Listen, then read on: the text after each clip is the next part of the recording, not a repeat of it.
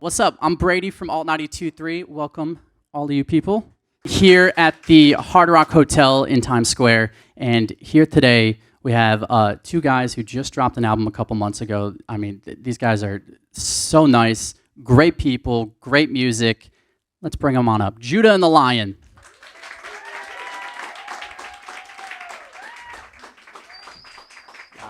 What's up? What's up? Have a seat. Judah and the Brian. There you go. Yes, there we go. But well, cool guys. Welcome to the Hard Rock Hotel. Welcome back to New York. I mean, this is when's the last time you guys were here? It's probably been a minute. 29. Well, we came here 2019, but the venue that we were supposed to play had like a bad fire. Oh. Like 3 days before. Okay. So we actually Terminal 5, yeah. We still came to New York and had like a beautiful day. But that was like last time. The last time we played a show was like 2017, I think. It's like that. Gotcha. Damn. Well, you picked a good day too. The weather's fine. Perfect. Also, Webster Hall, because you guys are going to be performing there tonight. Such a great venue. I mean, it's just like, it's very intimate, very like personal, kind of like this. A little bit bigger than this, obviously, but it's pretty cool. So that's awesome. Well, welcome back. And you guys have been pretty busy too. I mean, you got this new album, Revival, that dropped in June, which, I mean, it's your first album in 3 years probably, right? And yep. It's definitely been a little bit of a change with you guys. I mean, Nate left. And with this new album, like, I mean, how did you guys, because he didn't have any part of this new album, so like, how did you guys kind of figure this out, you know, between you guys? Like, how did this come about with the album? Yeah, it was definitely like a transitional time period for us as a band. We hit like our 10-year anniversary as a band last December, which was super fun, and that was kind of a good way to send Nate off. He came to that, and so yeah, with us making this new album, it was just like instead of three of us making decisions, it's just the two of us, and kind of relearning that how we work creatively together and reinventing how that is going to look moving forward. But yeah, it was a sweet process, and we're really proud of it and happy for, even though it took way more time than other records. Oh, really? Yeah. Was it like, because like when you guys write songs, I mean, do you go just into a studio, or do you have to have like a comfort, you know, like kind of a comfortable spot, maybe go out into the mountains or something? I mean, how do you guys like get in that zone to write songs? Yeah, I think it ebbs and flows, just like with anything. It's, you know, for the song Be Here Now, which is on the record, it was like I was just by myself on the ocean, like with my guitar. And but then there's other times where you're kind of in the computer or the box or whatever, and you come up with a beat that you're just inspired by. Yeah. We just kind of like we try to be writers that just kind of allow it to come when it comes. Obviously, our music's pretty personal. So we're trying to write about things that we're actually going through, and you have to actually live life a bit. So that's why this one took a little bit to write and to kind of really understand, because we went from Pep Talks, which is a really personal record about just kind of what I had gone through with my family. I'm from a small town in Tennessee, and watching my parents kind of go through a really rough season and how that affected me and my siblings, to Revival now, which is kind of, I mean, for lack of a better term, it's kind of our pandemic record where me and Brian like learned a whole lot. We were doing around 200 shows a year pre-pandemic here in the UK and Canada and Mexico. And when that gets kind of taken away from you, you quickly realize like, man, like we weren't really living like a normal life. Yeah. In a lot of ways. And so like we learned a whole lot, just like the world did. I mean, I don't know how you guys interpersonally did with the pandemic, but you know, a lot of our friends and just, you know, me and Brian individually went through a whole lot of growth in the midst of that. And so in a lot of ways, really grateful for the break or the time off. In a lot of ways, it was really hard. Yeah. Were you guys able to, because I mean, obviously I'm assuming you guys spent some time apart, especially during the pandemic. I mean, when you guys were able to like connect again, it was just like kind of, you know, riding a bicycle, like, all right, let's do this. And you guys are just kind of reconnecting and sharing stories and stuff. Yeah. So it was definitely like a period of change for us. Like when I got home, I lived in Sweden for a year during the pandemic. And when I got home was right when Nate decided to leave the band. So it was almost walking into like, honestly, it wasn't easy at the beginning because we were having a lot of hard conversations and in the midst of starting the writing process for the album. But as we got into the summer, and then we went to in the fall last year, we went to Asheville, North Carolina, to actually like record the whole record, and spent 2 weeks out there, which was beautiful in the fall. And that's when we really like hit our groove with like the new writing process and all that. But yeah. Nice, very cool. And you also like you picked up the because Nate played the banjo in the band, so like you play it now, right? Yeah. Yeah. It's like a whole new venture. It is a whole new venture. Usually I get to hide behind the whole band and edit all the banjo parts in the recording, but today might be the first like really live experience. Oh man, there we go. We're in for it. Hell yeah! With this new album too, you know, you got your new your latest single, "Take a Walk," which is you know, you were saying too. It's, you know, this album's very personal, and all your albums are. This one too, like, you know, I listened to it, and it's one of those songs that, like, I don't know, like uplifting, I guess, to say the least. You know, because it's like it's, you know, about life. You know, or at least what I got from it was like life can be, you know, crap and all that, but it's also fun and exciting, and there's a lot for it and stuff. So I think like a lot of those type of songs are relatable, especially now in, you know, the world that we live in. And so I think that's like a good thing to take away from the album, you know. And what do you hope people take away from this album? Yeah, I mean, I think we try to hit on it's like, you know, a lot of Southern people, at least my Southern friends, are like kind of falsely optimistic, or optimism in a way that's like not really in touch with like reality. And, you know, just to go back to it, it's like a lot of, I mean, I had many friends, you know, go through like rehab after rehab during the pandemic, whether it be like for chronic depression or addiction or whatever.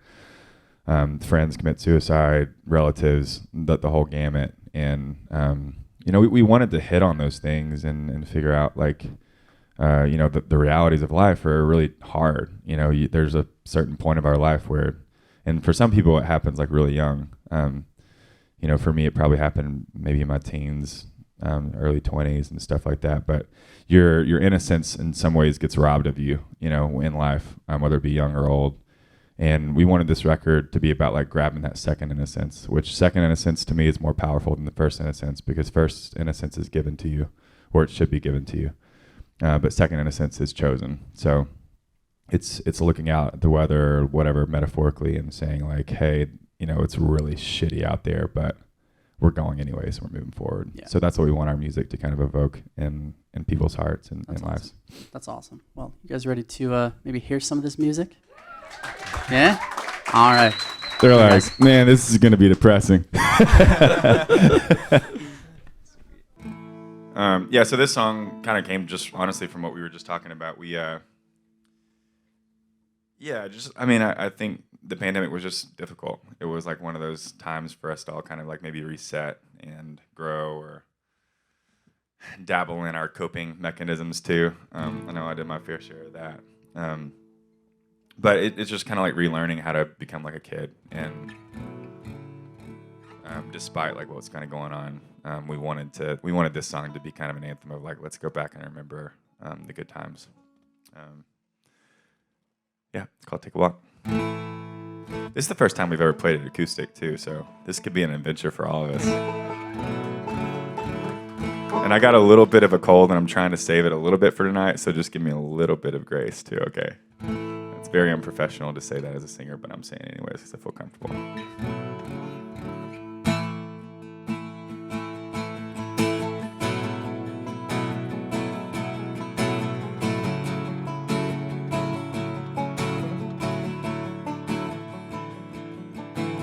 All of my friends are a mess, just trying to make sense of how to live in a world that can be so depressed.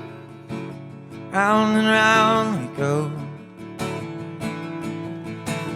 Me and my friends, we get stressed about the stupidest things. It's hard to get out of bed, hard to get any sleep. Round and round we go. Whoa, we were gonna save the world. Whoa, we can't even save ourselves. So let's go take a walk downtown and like we're the heroes that we dreamed we'd be when we were young. And we can be the giants in the streets we learned to drive in, and we'll ride away into the sun.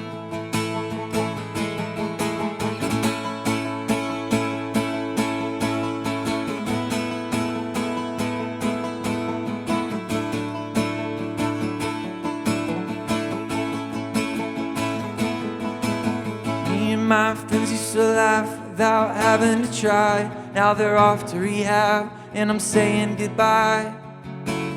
Round and round we go.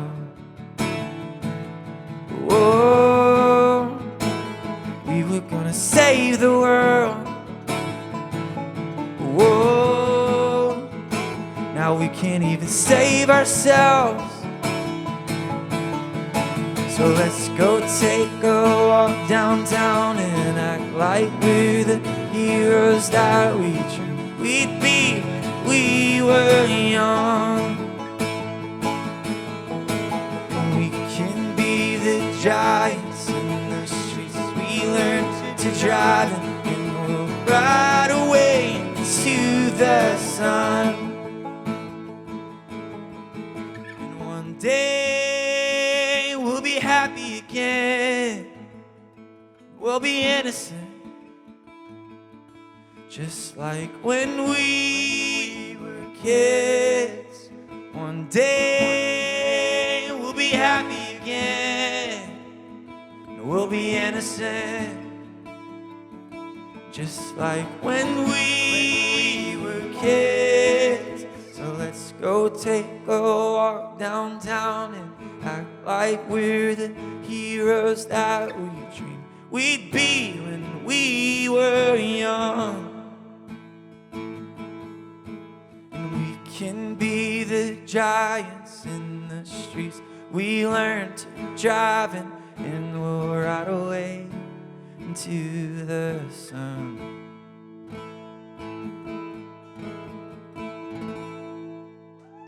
Thank you.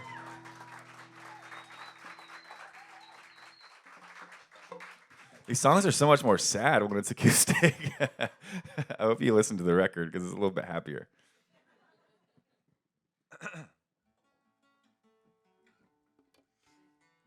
Your voice sounded great, man. What? I said your voice sounds great. Oh, thank you. We'll see how this next one goes. It's really funny. Like when I was learning how to play guitar and sing in front of people for the first time, I was also going through puberty.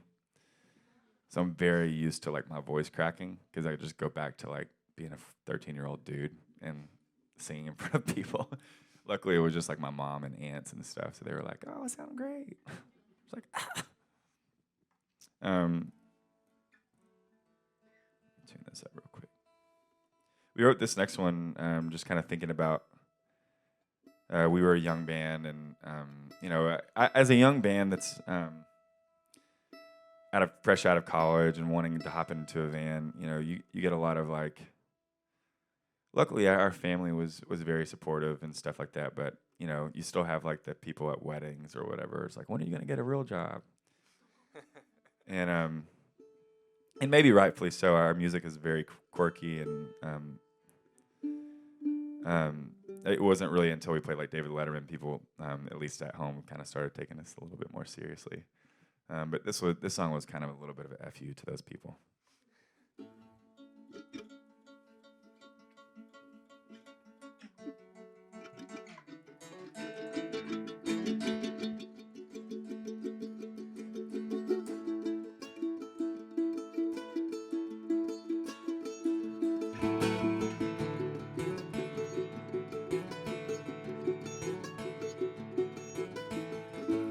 I ain't trading my youth for no suit and jacket.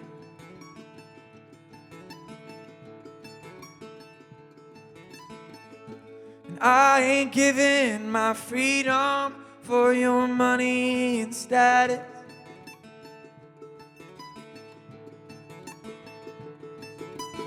So don't say I'm getting old,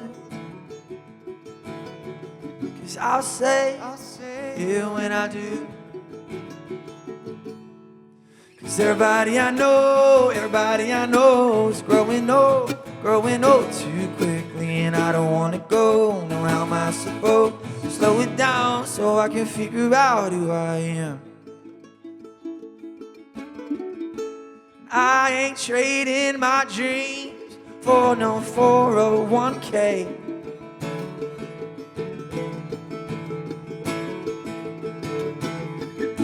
And I ain't giving this fight for a cold, cold heart.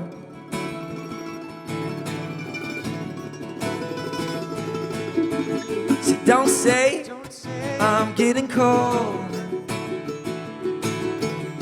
'cause I'll say it when I do. 'Cause everybody I know is growing old too quickly. And I don't wanna go, how am I supposed to slow it down so I can figure out who I am?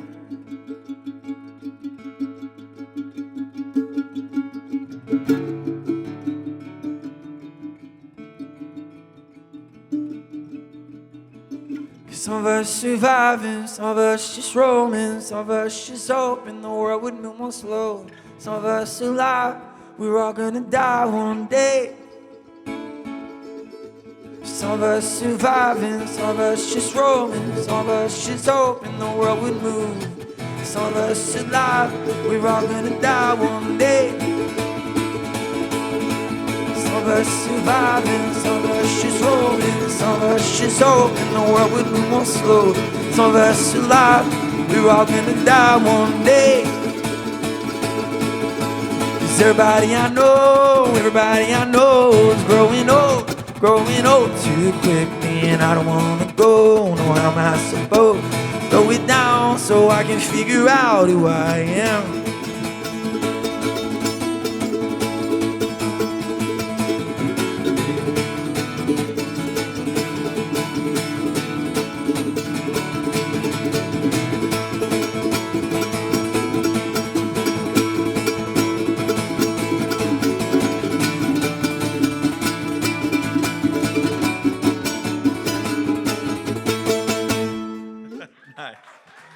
Thank you.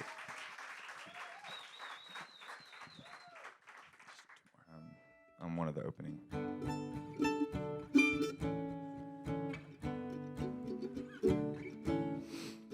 This song is just kind of about, well, it's pretty self-explanatory what it's about. So I won't introduce it because it would be pretty redundant.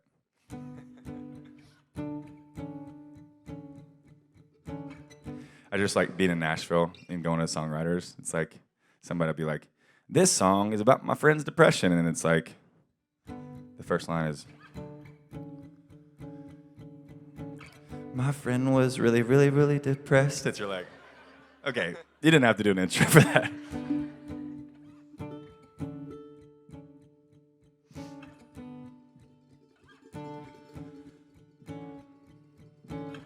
Got the call on the streets in Seattle. She said, honey, I don't got much time to talk.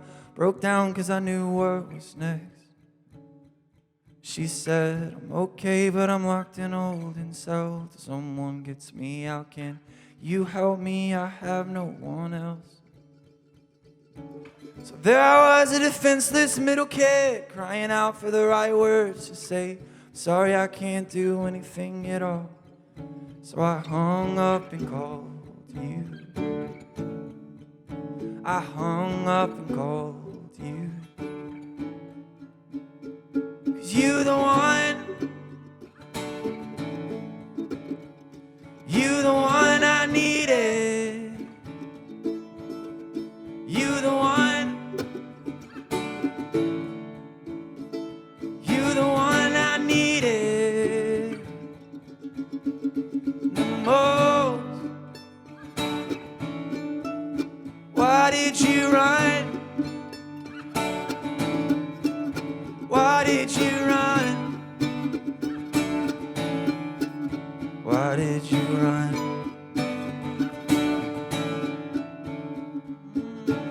So I took a stupid fight with him after the accident. Funny now, cause I thought it was in your defense, cause I thought you were sober then. So there I was, a lost kid looking for a home that he once knew. So I broke down and I called my mom. I broke down and called you, cause you the one, you the one I needed, you the one, you the one I needed the most. Why did you run? Why did you run? Why did you run? Oh, and I just want you to be happy. Why can't you be? Want you to be happy. Why can't you be happy? I want you to be. I would do anything. I would fix anything. I want you to be happy.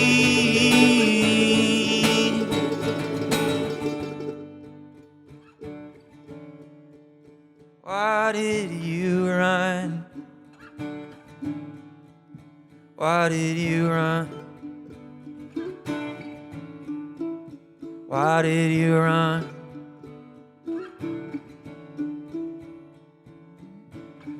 Got the call on the streets in Seattle. She said, honey, I don't got much time to talk. I broke down because I knew what was next. Thank you.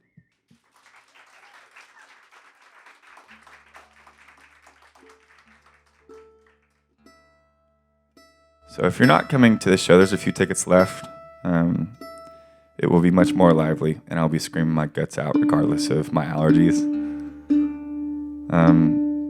But I just got to say, Alt 92.3 and really this whole community has been so special to us ever since the kind of the start of our band. I remember Mike, who's kind of the head over the, he's kind of maybe behind closed doors. Is he on air still or no?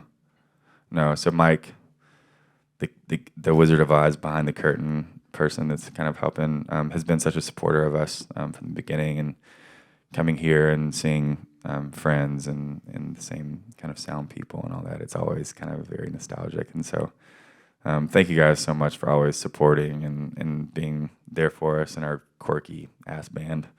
It really does mean a lot. And you're the ones that really have made our, the people at weddings really believe in our music too. But I remember, just coming here the first time and hearing our song on the radio in the city and just being like, what the heck? I think we were in an Uber. I was in an Uber, and the Uber driver didn't particularly like the song. The song was Take It All Back, but I was like, do you like the song? He's like, no, this band's shit. I'm like, cool. Same. I was like, I agree. I hate the banjo. But it was just so magical, like hearing the song and I don't know, like coming to the shows and we've done our fair share of opening here, being here. Our first tour ever came through here, and we were in a van with the headliner, and we hopped in the train and did the whole like touristy thing. We went the opposite direction of where we were supposed to go, and we only had like an hour and a half to spend before sound check because we were loading everything in and whatever at the time. And so by the time we realized that we were going the opposite direction, we just had to go back. So it was a really bad day, the first experience in New York. But we've loved obviously experiencing the energy of the city and the people, and the shows are always really, really fun. So thanks for supporting, and thanks to all 92.3 just for being there for us. We're going to play one more song. This was another kind of pandemic song. So I started experiencing these like panic attack moments, and like I would just be sitting in traffic or whatever and just start all of a sudden I couldn't catch my breath. And did the whole therapy thing, and the one session that like really helped was I was just sitting there with him, and I was like, hey, I don't know, it just feels out of control, and I can't find a way to catch my breath in those moments. It's really scary. I don't like being out of control. And he was like, well, you used to scream like 200 nights out of the year, and now you're not. And like that's energy, that you're releasing every night or whatever. And he was like, just trust me on this. Just go home. I want you to go home, and I want you to just be by yourself, and then just go and just get after, like if you have, boxing gloves or whatever, you need to go punch a tree, whatever you need to do, just go curse at like everything that you're mad at. And so I went home with my 2 huskies. They were like watching me. They were like freaked out. I freaked out myself. So it was like one of those moments, like, you're by yourself and you're like, fuck the world. It's crazy. But I like felt so good after it. It was like, oh my gosh. And the panic attacks kind of started to dwindle or whatever. And I was like, man, that really worked. I felt like a psychotic person, but I felt like during the pandemic, it was like one of those moments where, we saw it when sports came back too. It was like all these people were getting in fights, and it was like, oh my gosh, it's like another fight breaks out. It's like it makes sense. We had all this like pent up energy that we hadn't been able to get out. So that was probably a bad intro to the song, but this one's called Scream. They say that death and taxes are the 2 sure things in life. And if the filthy pattern, when we come to realize they were right, maybe that's why we're screaming on the interstate. They say when life gets heavy, try and keep our head held high. There's over 7 billion of us just trying to find some peace of mind. Well, maybe that's why we're screaming on the internet, lonely. This planet tends to get so woe is me. And round we go, so lonely. So sometimes we just need to scream. They say that death and taxes are the 2 sure things in life. Well, if that's automatic, we should go rethink what makes us come alive. Well, maybe that's why I'm screaming in the mirror. We know that life gets heavy, so let's come to realize there's over 7 billion of us, so just try and keep an open mind. Well, maybe that's why we're screaming on the internet, lonely. This planet tends to get so woe is me. And round we go, so lonely. So sometimes we just need to scream.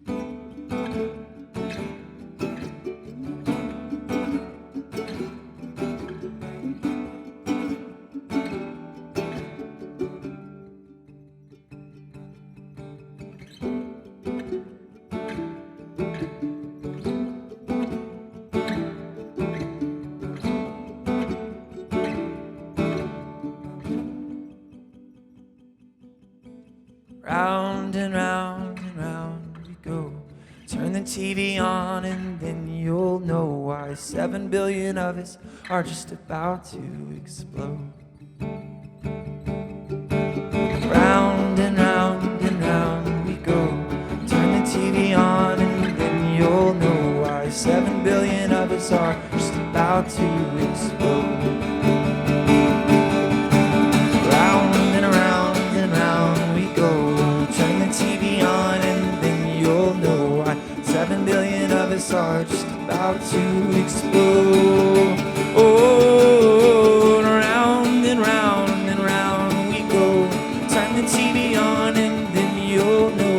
7 million of us are just about to explode. Lonely, I don't know why I feel so. This planet tends to get so woe is me. And round we go, so lonely. So sometimes we just need to scream. Thank you.